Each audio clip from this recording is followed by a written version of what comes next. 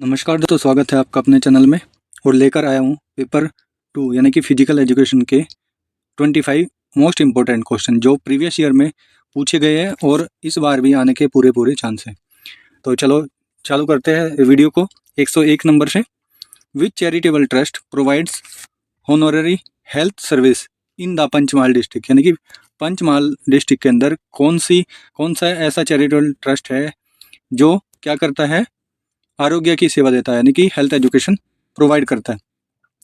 तो ये पंचमहाल डिस्ट्रिक्ट यानी कि गुजरात के अंदर। तो आज मैंने ट्राई किया है कि क्वेश्चन को भी, कुछ बच्चों का कमेंट था कि गुजराती में ट्रांसलेट करके लाइए, गुजराती, हिंदी और इंग्लिश तीनों लैंग्वेज में ट्राई करिए। तो मैंने आप तक वीडियो अच्छे से पहुंच पाए और आपको इस वीडियो का ज़्यादा से ज़्यादा पता चले, अंडरस्टैंडिंग हो, इसलिए इसको गुजराती में भी ट्रांसलेट करने का ट्राई किया है। तो ये क्वेश्चन मैंने इंग्लिश में रीड किया, अब मैं इसको रीड करूँगा गुजराती लैंग्वेज में। पंचमहाल જિલ્લામાં માનદ आरोग्य सेवा કયું દાનશીલ प्रदान ट्रस्ट प्रदान करे छे, यानी कि कौन सा जो आरोग्य सेवा देता है, कौन सा ऐसा चैरिटेबल ट्रस्ट है। तो वो है आपका ऑप्शन नंबर सी, सेवा रूरल।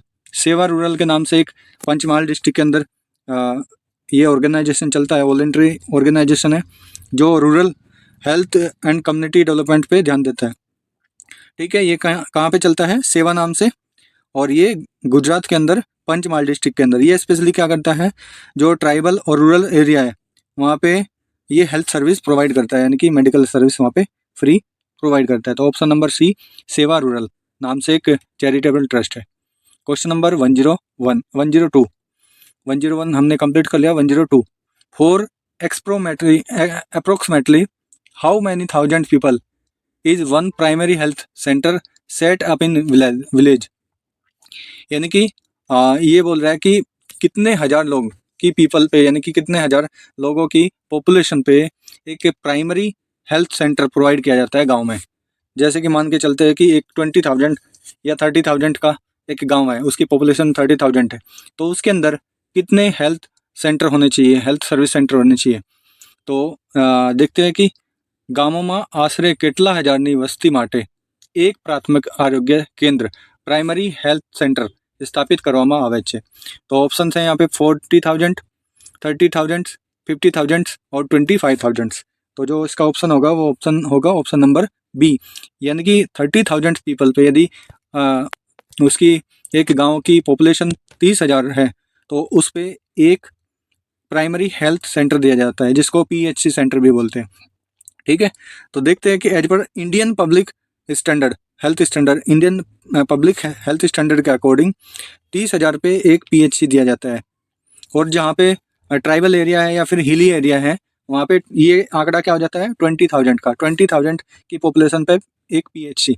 तो अभी क्या है कि ये कोई पर्टिकुलर बात नहीं कर रहा है, तो इसलिए इसका जो ऑप्शन होगा वो 30,000, option number B. Next question की तरफ बढ़ते हैं, क्वेश्चन नंबर 103। अच्छा, ये बताइए सबसे पहले कि ये जो बंद लगा रहे हैं ये कौन सा बंद है। आप देखिए कौन सा है, उड्डयन बंद। What is the benefit of उड्डयन बंद, उड्डयन बंद का क्या बेनिफिट है, उड्डयन बंदनो लाभ શું છે।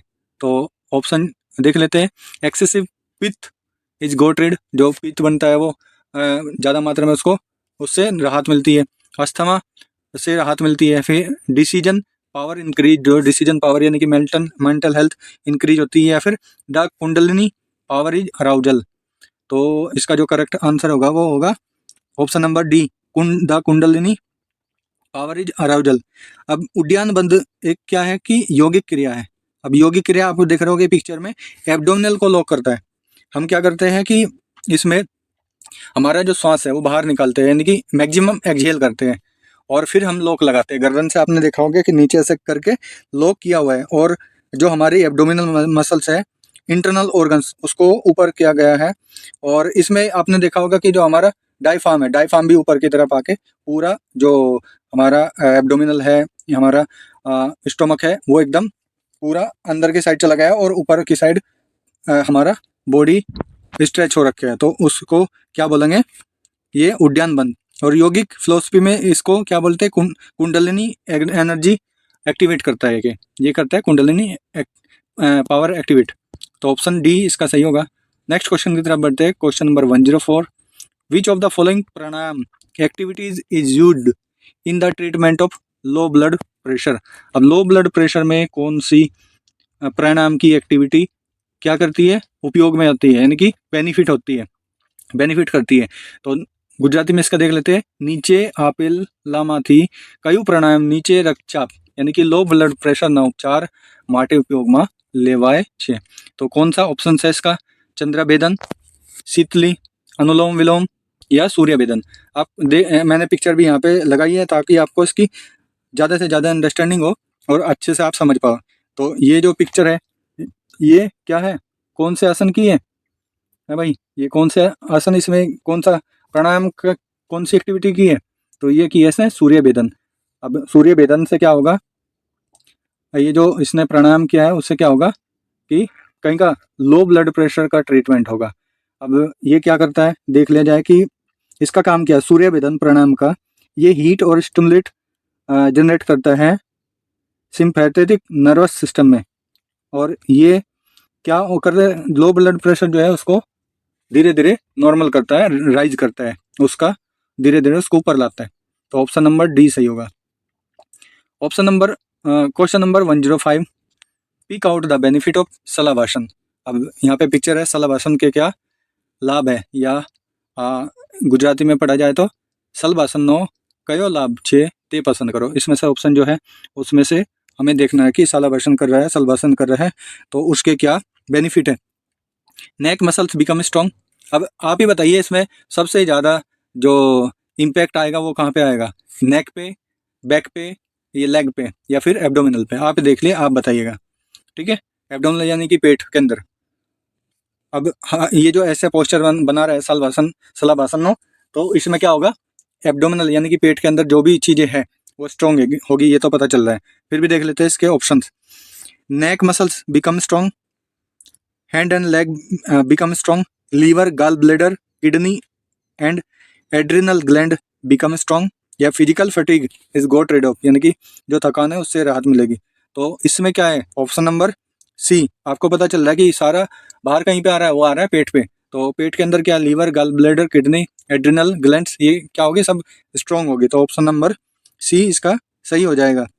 इसको इंग्लिश में लो कस्ट पोज भी बोलते हैं, लो कस्ट पोज भी बोलते हैं, जो हमारी लोअर बैक और एब्डोमिनल ऑर्गन को इम्प्रूव करता है, उसके फंक्शन को इम्प्रूव करता है, और जो भी इंटरनल ऑर्गन्स है, इंटरनल ग्लैंड्स हैं, उनको क्या करेगा, स्ट्रॉन्ग बनाएगा। तो ऑप्शन नंबर सी इसका सही होगा। क्वेश्चन नंबर 106, 106 के अंदर, where was the international football federation, जिसको हम फीफा बोलते हैं, एस्टेब्लिश्ड। फीफा कहाँ पे एस्टेब्लिश हुआ था, उसकी फुल फॉर्म क्या है, इंटरनेशनल फुटबॉल फेडरेशन। तो कहाँ पे हुआ था, ऑप्शन है इन टोक्यो, इन पेरिस, इन दिल्ली, या इन न्यूयॉर्क। अब 4 ऑप्शन है, एक तो कंफर्म हो गया कि दिल्ली तो नहीं है, तो दिल्ली को निकाल देना है। तो बाकी कितने बचे, टोक्यो, पेरिस और न्यूयॉर्क। तो ऑप्शन जो इसका सही होगा वो होगा ऑप्शन नंबर बी, पेरिस के अंदर। जो फीफा फाउंड हुआ था, यानी कि इसकी स्थापना की गई थी 1904 में पेरिस के अंदर। जो पेरिस का है फ्रांस के अंदर, ये इंटरनेशनल फुटबॉल कंपटीशन को गवर्न करता है, उसको चलाता है, इसका ये मेन काम है, ठीक है। तो question number next 107, how many grams does a ball use for volleyball weight. Volleyball की जो बॉल है उसका वेट कितना होता है, वॉलीबॉल में उपयोग था तो बॉल કેટલા ગ્રામ વજનનો હોય છે, કેટલા ગ્રામનો હોય છે? તો દેખ લેते हैं। 260 gram to 280 gram, 220 gram to 240 gram, 240 gram to 260 gram, या 280 ग्राम टू 300 ग्राम। तो विच वन इज करेक्ट, यानी कि कौन सा इसमें सही होगा। भाई वॉलीबॉल का जो वेट होता है वो कितना होता है, तो वो होता है ऑप्शन नंबर ए, यानी कि 260 gram to 280 grams according to international rules. Standard volleyball weight between 260 gram to 280 gram होना चाहिए, यानी कि 260 ग्राम से 280 ग्राम उसका स्टैंडर्ड वेट होना चाहिए बॉल का। क्वेश्चन नंबर 108, ये भी वॉलीबॉल से रिलेटेड है। सिंपल क्वेश्चन है लेकिन बहुत इंपॉर्टेंट है। छोटे छोटे क्वेश्चन में ही फंस जाते हैं और वही गलत करके आते हैं। तो ध्यान रखना है कि सबसे पहले तो कि पूछ क्या रहा है, क्वेश्चन क्या है, क्वेश्चन को समझना ही आधे से ज़्यादा काम वहीं पे हो जाता है, उसका पता चल जाता है कि उसका सॉल्यूशन, उसका आंसर क्या आएगा। तो सबसे जरूरी है क्वेश्चन को समझना, ठीक है। Question number 108, what is the weight sorry, what is the height of the net of for women's volleyball. जो वुमेन्स वॉलीबॉल होती है उसके अंदर जो नेट की हाइट होती है उसकी हाइट कितनी है? महिलाओनी वॉलीबॉल माटे जाल नेट ની ઊંચાઈ કેટલી હોય છે भाई, कितनी होती है? अब इसमें आपको ध्यान रखना है भाई, अब फीमेल का है यानी कि वुमेन्स का है, इसके साथ साथ में मैन का भी याद रखना है। मैन का कितना आता है 2.43 मीटर और वुमेन्स का कितना होता है 2.24 मीटर, यानी कि ऑप्शन नंबर ए इसका सही हो जाएगा। ठीक है, नेक्स्ट क्वेश्चन की तरफ बढ़ते हैं 109। When was the handball federation of India established. अब बात की गई है हैंडबॉल फेडरेशन ऑफ इंडिया की। अब इंडिया में बात की गई है कि भारतीय हैंडबॉल फेडरेशन स्थापना कया वर्षे કરવામાં આવી હતી। जो फुटबॉल ये हैंडबॉल फेडरेशन है तो ये इंडिया के अंदर कब एस्टेब्लिश हुआ, यानी कि HFI कब बना? ये बना ऑप्शन नंबर कौन सा सही हो जाएगा 1972 या 1976 या 1960 या 1936, कौन सा ठीक होगा भाई? तो जो इसका आंसर होगा वो होगा ऑप्शन नंबर ए, 1972 में HFI बना था। ठीक है, हैंडबॉल फेडरेशन ऑफ इंडिया बना था और ये हैंडबॉल के नियम्स को हैंडबॉल को इंडिया में प्रमोट करता है, रेगुलेट करता है। Question number 110 110 for how many seconds can a team have the ball continuously without shooting a basket. यानी कि गुजराती में यदि बात की जाए तो टीम बास्केट में शॉट કર્યો વગર સતત કેટલા સેકન્ડ સુધી બોલ પોતાની પાસે રાખી શકાય। यानी कि यदि एक टीम, दो टीम है, एक ए टीम है एक बी टीम है, तो ए टीम अपने पास बिना शूट किए यानी कि बिना विदाउट शूट के, बिना बॉल को नेट में या रिंग में शूट किए कितने सेकंड तक अपने पास रख सकता है। तो उसका भी एक नियम है, उसका भी टाइमिंग है, तो वो है कितना। उसका ऑप्शन देख लेते हैं भाई, ऑप्शन कौन कौन से 20, 25, 24 या 30, कौन सा इसका सही होगा 24 सेकंड रूल है, ये ध्यान रखना है। बास्केटबॉल में 24 सेकंड रूल्स है। वो क्या करता है कि 24 सेकंड तक हमें परमिशन देता है कि आप अपनी टीम में अपने पास रख सकते हो, उसके बाद आपका फाउल हो जाएगा और उससे पहले आपको विद इन 24 सेकंड आपको शूट अटेम्प्ट करना पड़ेगा। ओके, ठीक है। नेक्स्ट क्वेश्चन फिर से बास्केटबॉल के ऊपर आ गया भाई। गेम के बहुत क्वेश्चन आ रहे हैं, इसलिए गेम पर भी बहुत ध्यान देना है, डिटेल में पढ़ना है और गलत नहीं करना। क्वेश्चन नंबर 111 यानी कि 111, in which year was the Basketball Federation of India establish कब हुआ Basketball Federation of India BFI। अब देखो यहाँ पे सभी की फेडरेशन पूछ रहा है, फेडरेशन के कंटिन्यू 2 क्वेश्चन आ चुके हैं और गेम के भी आ चुके हैं। फेडरेशन भी ध्यान रखना है, कब कौन से फेडरेशन की स्थापना हुई। तो भारतीय बास्केटबॉल फेडरेशन कया वर्षे स्थापित થયું હતું, कौन से ऑप्शन है इसके? Option A 1948, option B 1849, option C 1950 या ऑप्शन डी 1951। तो कौन सा है भाई? BFI कब बना था? वो 1948 में बना था और बास्केटबॉल को क्या करने के लिए? प्रमोट करने के लिए, उसको आगे बढ़ाने के लिए। नेक्स्ट क्वेश्चन है 112, what is the number of substitute player in one team of kabaddi. अब देखो, अब कबड्डी का आ गया, यानी कि गेम पे कितना ध्यान दिया हुआ है। अब यहाँ पे ध्यान देना कि टोटल खिलाड़ी कितने होते हैं कबड्डी के अंदर। अब गुजराती में यदि देखा जाए तो क्या लिखा है, एक कबड्डी टीम में કેટલા બદલાના यानी कि सब्स्टिट्यूट खिलाड़ी હોય છે, કેટલા હોય છે भाई। अब टोटल नंबर ऑफ प्लेयर्स कितने होते हैं, टोटल खिलाड़ी કેટલા હોય છે, वो હોય છે 12। तो 12 में थी 7 तो अंदर में, यानी कि 7 प्लेयर अंदर हमारे ग्राउंड में खेलते हैं और बाकी के जो 5 होते हैं वो बाहर रहते हैं, वो कहीं के लिए सब्स्टिट्यूशन के लिए होते हैं। तो total number of substitution player कितने हो गए 5। Option number D will be the correct. Okay, next question 113, which is the final skill of discus throw. अब डिस्कस थ्रो का आ गया, बैक टू बैक कहीं के क्वेश्चन आते जा रहे हैं, आपके गेम्स के आते जा रहे हैं। तो आपको बहुत अच्छे से ध्यान में रखना है कि हमें गेम्स थ्योरी भी पढ़नी है, गेम्स के रूल्स भी पढ़ने हैं, उनकी फेडरेशन भी पढ़नी है, उसके बारे में पूरा डिटेल में पढ़ना है। तो which is the final skill of discus throw. Discus throw ना अंतिम कौशल्य कयो छे भाई, अंतिम कौशल्य डिस्कस थ्रो, जिसको हम चक्कर फेंक बोलते हैं। चक्कर फेंक का फाइनल स्किल कौन सा है? रोटेशन यानी कि फरવું, गोल फरવું, चेंज ऑफ लेग, पग बदलવું, ग्रिप पकड़વું या फिर स्टंट ऊभा रहવું, कया छे फाइनल। लास्ट में આપણે શું કરીએ, लास्ट में अपने क्या करते हैं, रोटेशन करके उसको रिलीज कर देते हैं। तो ऑप्शन क्या होगा? ऑप्शन नंबर ए।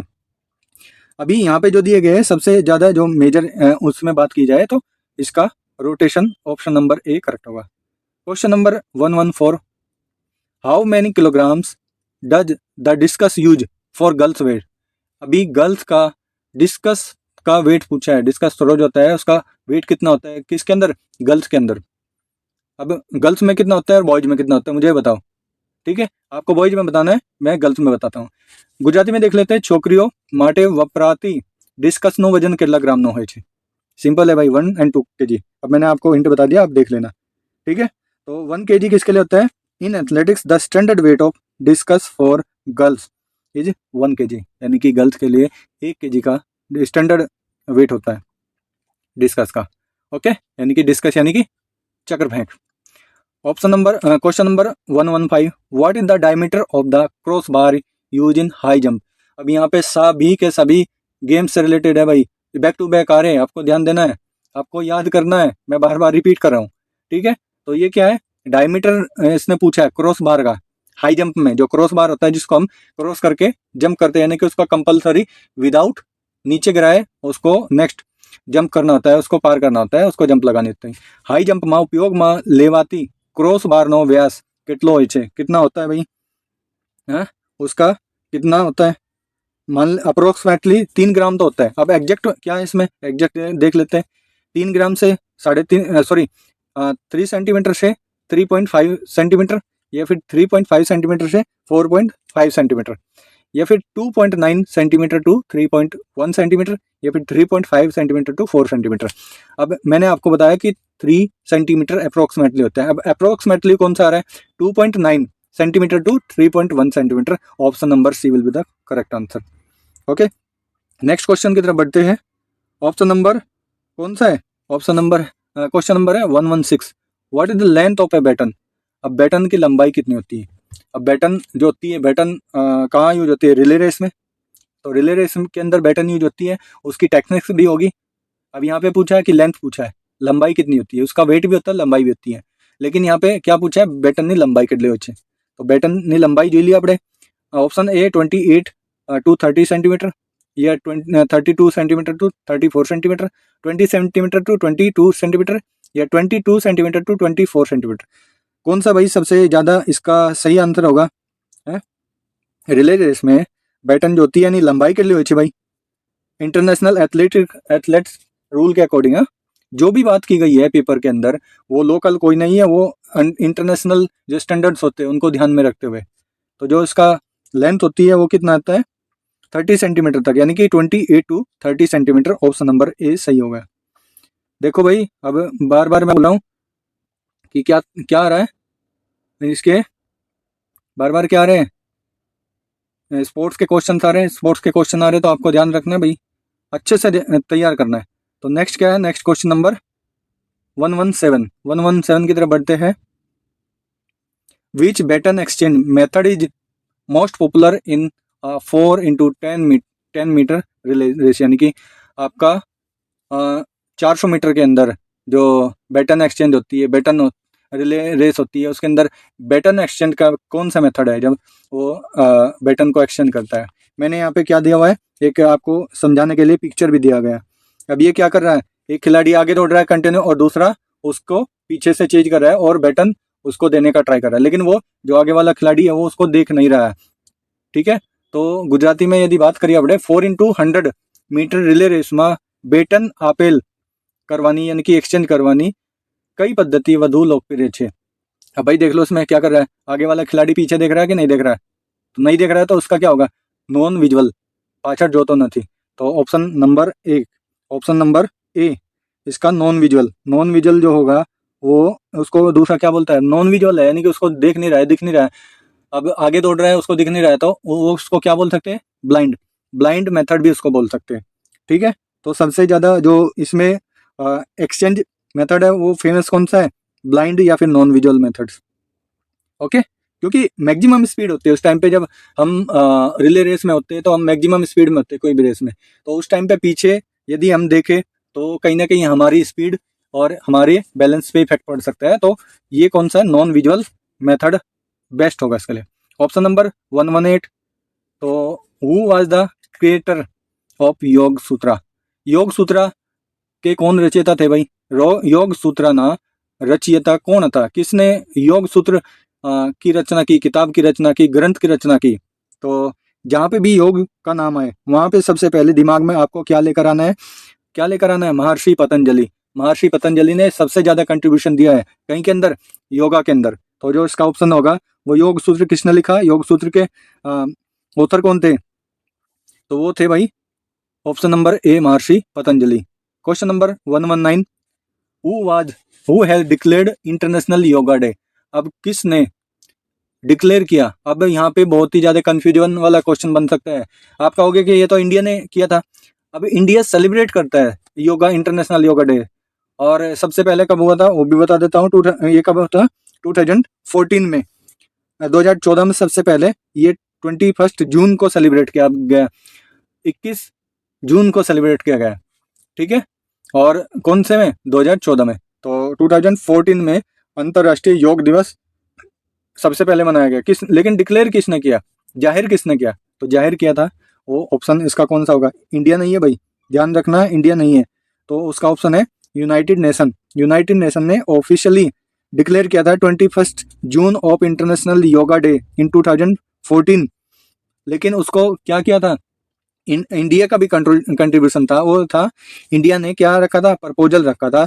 और उस प्रपोजल को पास करते हुए 2014 में 21 जून को 21 जून को ये प्रपोजल स्वीकार किया और तभी से जाहिर किया, डिक्लेयर किया यूनाइटेड नेशन ने, यूएन ने। अब इसमें से एक क्वेश्चन जरूर बनता है कि इंटरनेशनल योगा डे कब मनाया जाता है? उसको ध्यान में रखना भाई। अब आपको पता चल गया कब मनाया जाता है और मैंने बता दिया कि कौन से ईयर में सबसे पहले मनाया गया था और किसने प्रपोजल रखा था और किसने इसको डिक्लेयर किया था। तो यूएन ने डिक्लेयर किया था, इंडिया ने प्रपोजल रखा था और इसका क्या 2014 में सबसे पहले 21 जून को मनाया गया, ठीक है। नेक्स्ट क्वेश्चन की तरफ बढ़ते हैं। 120 क्वेश्चन। 120 क्वेश्चन में क्या है? By which name are the first 5 step of Ashtanga yoga known? पहले 5 जो नाम है अष्टांग योग में, अष्टांग का मतलब है 8 लिम्स ऑफ योगा बोलते हैं। यम, नियम, आसन, प्राणायाम, प्रत्याहार, धारणा, ये सब है, ठीक है। कौन कौन से? ये 8 है अष्टांग योग। तो अष्टांग योग को आप क्या करेंगे? इसके पहले जो 5 स्टेप्स है, 5 बोल सकते हैं कि पहले अंग है, उसको क्या बोलते हैं, और लास्ट के जो 3 बचे उसको क्या बोलते हैं, ठीक है। तो इसमें ऑप्शन कौन कौन से? एक्सट्रोवर्ट यानी कि बाह्य, फिर एक्सटर्नल, एक्सट्रोवर्ट यानी बाहर, और एक्सटर्नल, इंटरनल और कंसाइंस।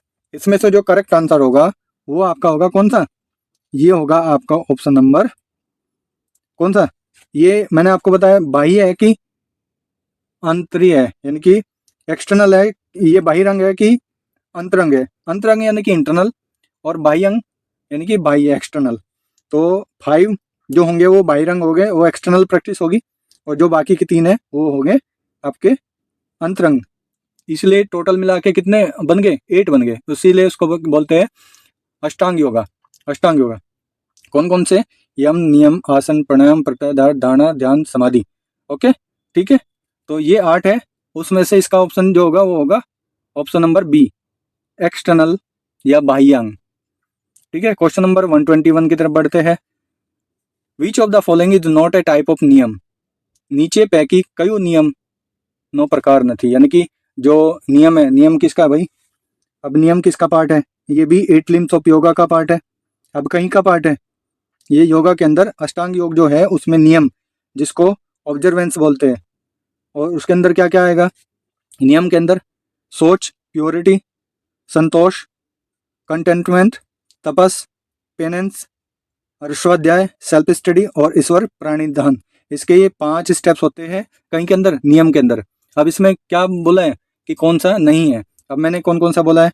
एक तो सोच बोला है, तो सोच यहाँ पे है, जिसको प्योरिटी बोलते हैं, वो भी हो गया। फिर संतोष, संतोष यानी कि आपका कंटेंटमेंट यहाँ पे नहीं दिया हुआ है, कोई बात नहीं। उसके बाद है तपस, पेनेंस, पेनेंस है। उसके बाद नेक्स्ट क्या है? स्वाध्याय, सेल्फ स्टडी भी है।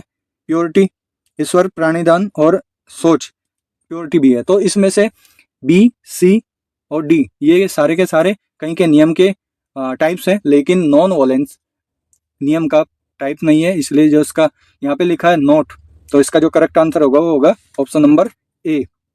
नेक्स्ट क्वेश्चन की तरफ बढ़ते हैं। Which mantra should be uttered before starting the 10th position of Surya Namaskar. अब यहाँ पे भाई सूर्य नमस्कार के कितने सारे मंत्र हैं, टोटल कितने 12 स्टेप्स होते हैं इसके, कौन कौन से हैं, वो मंत्र के साथ उसको हम लोग करते हैं।